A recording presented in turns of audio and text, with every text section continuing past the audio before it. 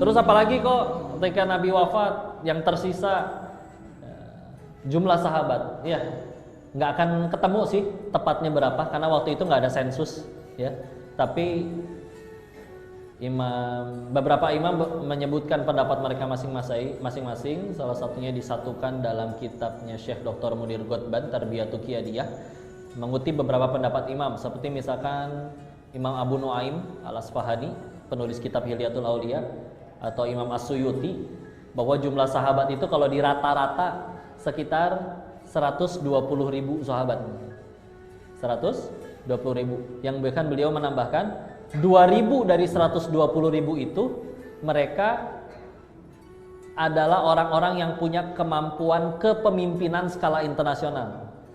Sampai tadi Syekh Dr. Munir Ghotman ini sesumbar di dalam kitab itu. 1 dari 2.000 sahabat Nabi itu ada di dunia di zaman sekarang, dunia nyaman dengan kepemimpinannya beliau. Berani sesumbar kayak gitu. Ya. Dan ini siapa aja memang orang-orangnya? Oh, ada yang dulunya raja perampok, Jundub bin Junadah, dikenal dengan nama Abu Dzar Al-Ghifari, tapi jadi sehebat itu, ya. Lalu di kitab lain, kitab Ar-Rasul Al-Mu'alim mengingatkan, ini buku yang menuliskan bahwa bagaimana Rasul dari sudut pandang sebagai seorang pendidik.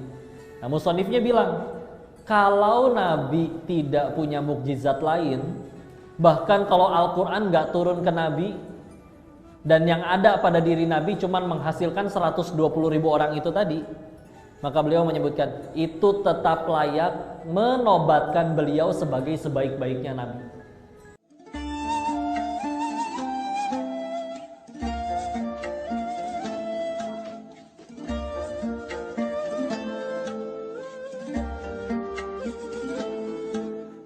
Dibandingkan dengan Nabi manapun, ya.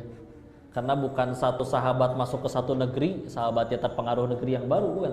Satu sahabat bisa mempengaruhi negeri yang baru. Ya. Hasilnya seperti itu. Dan unik ya, kalau ada yang pernah ke Madinah, kita tahu makam Baqi ya. Ada berapa batu nisan di situ? Pernah ngitung nggak? Atau pernah baca? 10.000. Sedangkan tadi katanya 120.000 sahabat. Menunjukkan bahwa memang mereka tuh berkelana kemana-mana, sampai yang tinggal di Madinah sampai wafat di Madinah tuh tinggal 10.000. Sisanya entah di mana mereka, di negeri mana, mati dalam dakwah, ya. Insyaallah. Nah, itu sisa yang dihasilkan, ya. Dari yang tadinya yang percaya 4 orang, hasilnya seperti itu. Dan seperti apa memang perjuangannya? Ya ini baru bicara berkah itu seperti ini. Karena Nabi sama kita satu harinya sama, Pak. 24 jam. Kita perlu tidur, beliau juga iya. Kita perlu makan, beliau juga iya. Kita seorang ayah, beliau juga iya. Kita seorang suami, beliau juga iya. Tapi bahkan beliau punya peran yang lebih besar. Pemimpin iya, imam iya, pengusaha iya. Waktunya sama, sehari 24 jam. Kok cukup dalam waktu 23 tahun menghasilkan seperti tadi, ya. Sebagian dari mereka tuh bahkan ketemu nabinya bentar. Abdullah ibnu Abbas, sepupu Nabi, kenal Nabi, ketemu Nabi umur 8 karena dapat tugas waktu ayahnya beliau, pamannya Nabi berarti Abbas, gak ikut ke Madinah dulu, tapi jadi kayak mata-matanya Nabi di Mekah. Baru nanti di umur Ibnu Abbas lahir dan umur 8 tahun baru nyusul ke Madinah, ketemu Nabi. Dan Ibnu Abbas ketemu Nabi cuman umur 8 sampai umur 12 atau 13-an. Kalau diumurin berarti kelas 2 SD sampai kelas 6 SD. Tapi yang kayak gitu jadi manusia yang paling paham Al-Quran selepas Nabi wafat. Umur 15-nya udah jadi penasehat di kepemimpinannya Umar bin Khattab radhiyallahu anhu. Jadi menteri kalau zaman sekarang. Sedangkan ya itulah ya, gimana caranya. Nah, ini kalau udah kayak gitu udah bicaranya berkah.